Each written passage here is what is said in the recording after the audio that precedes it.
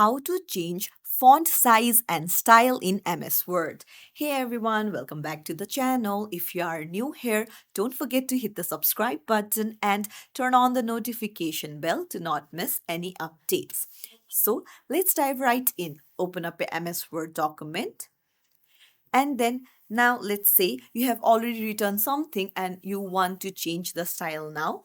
Just select the paragraph, and then you can see here is the font. So you need to tap on the drop down and you can choose from the various fonts here. As you hover over it, you can see the style is changing. This is the preview.